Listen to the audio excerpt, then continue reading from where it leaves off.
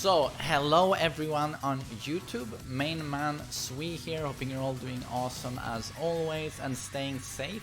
Stay safe guys, please.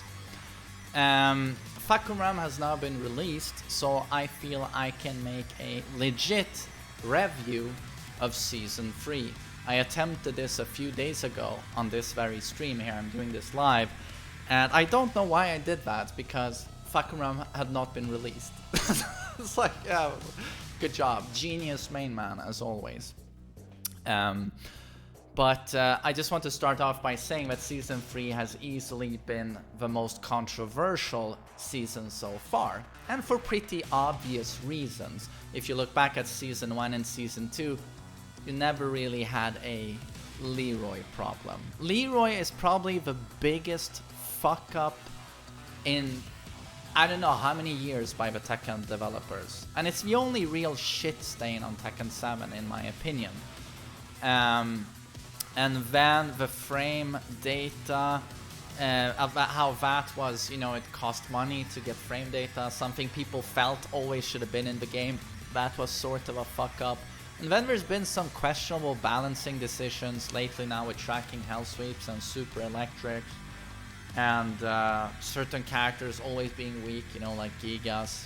Elias has terrible frames. And of course the power creep, which is quite noticeable for everyone in that most characters these days have just infinite wall travel. And everyone's damage is so much greater than it was in the original Tekken 7. It feels like everyone these days has access to enormous combos, and that to some people isn't very entertaining. So I can't really say that Season 1 or 2 ever was this controversial. But I do want to say at the same time, I don't want to completely shit on Season 3, because there are some great things in there. The aforementioned controversial frame data, well, to me, we finally fucking have frame data in Tekken. It's been... Pro players have been nagging for what? 15 years for this to happen? So we finally have it, and that's a great thing indeed, and it's one of the best things to happen to Tekken 7, and that was Season 3.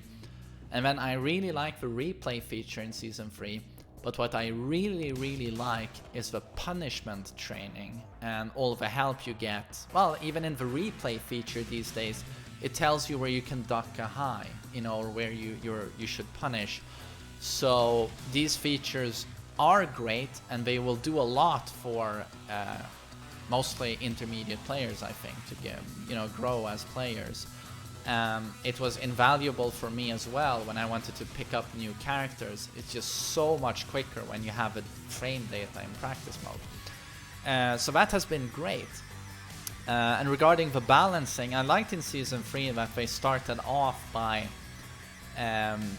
making Steve even more technical by gatekeeping his down for 2 counter hit combo behind, you know, insane execution. So it's basically only godlike Steve players get that combo. I thought that was interesting. Jin forward 4 got the same treatment.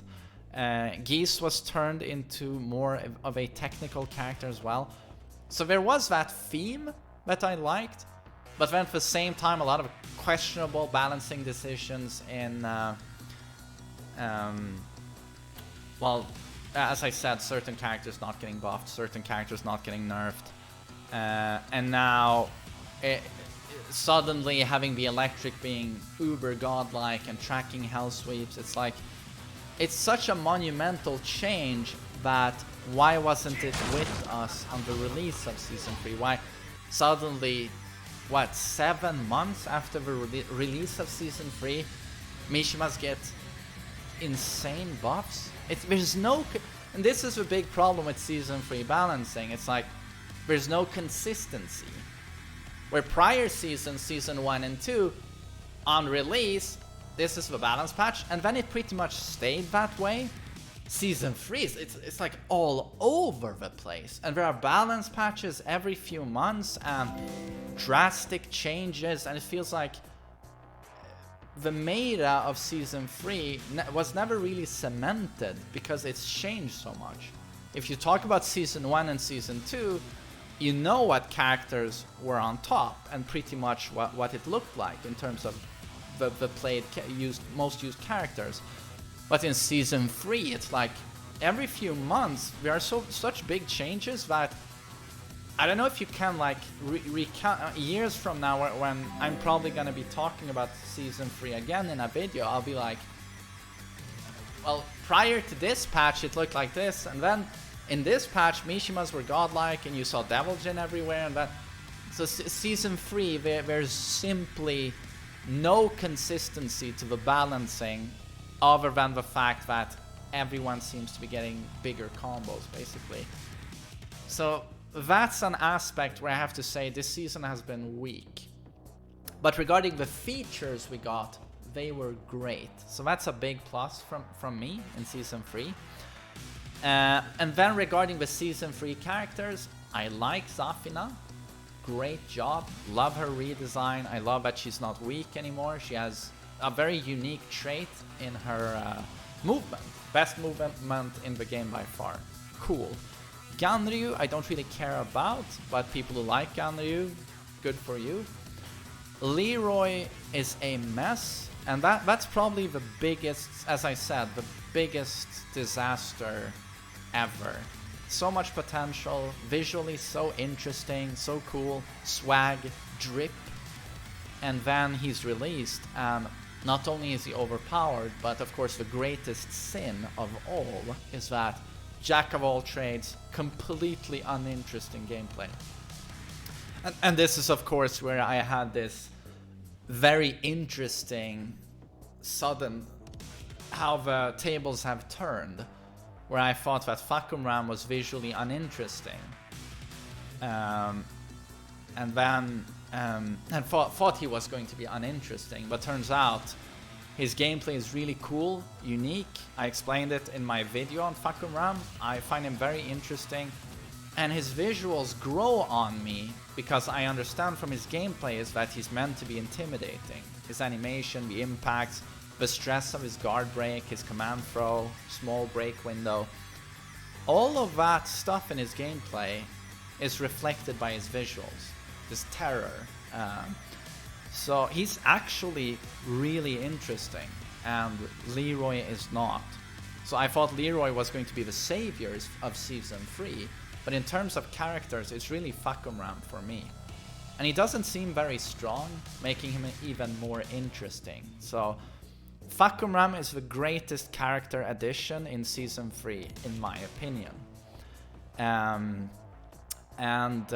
Unfortunately, Season 3 is hit by the coronavirus, so in terms of tournaments, it's not as much as we would have hoped for. But we've had some cool events, but yeah, the Leroy mess at EVO Japan, obviously.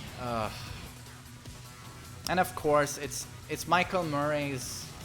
I don't know if he's in charge of this season, but it's the first time where he has been the voice of the developers towards us, and that has had some mishaps, but he's new to it, and yeah, it's a new thing for the community as well, because community has always voiced their opinions towards Harada, so it's like, it's where we have to figure out how we want to communicate with the developers and how they want to communicate with us, because during Season 3 it's been a little bit of a mess.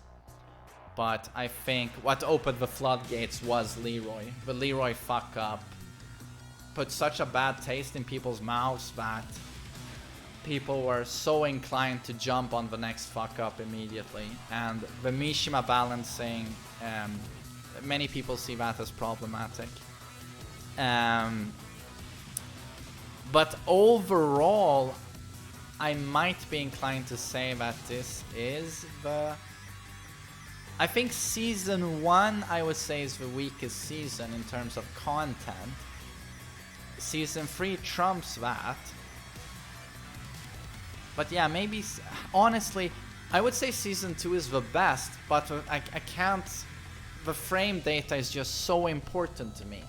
The replay feature is so well made in my opinion, and the punishment training, that those alone elevate Season 3 so much that the balancing issues and Leroy, they really push Season 3 down.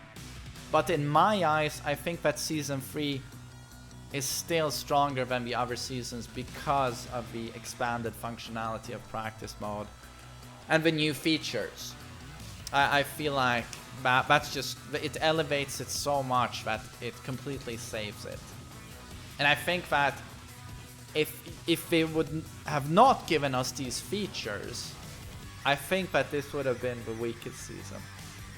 Just because of how toxic Leroy has been. And Zafina is nice. Ganryu, Fakumram is really cool. But no, Season 1 was pretty weak though. That was only Eliza, Noctis, and Geese. But Geese is really amazing.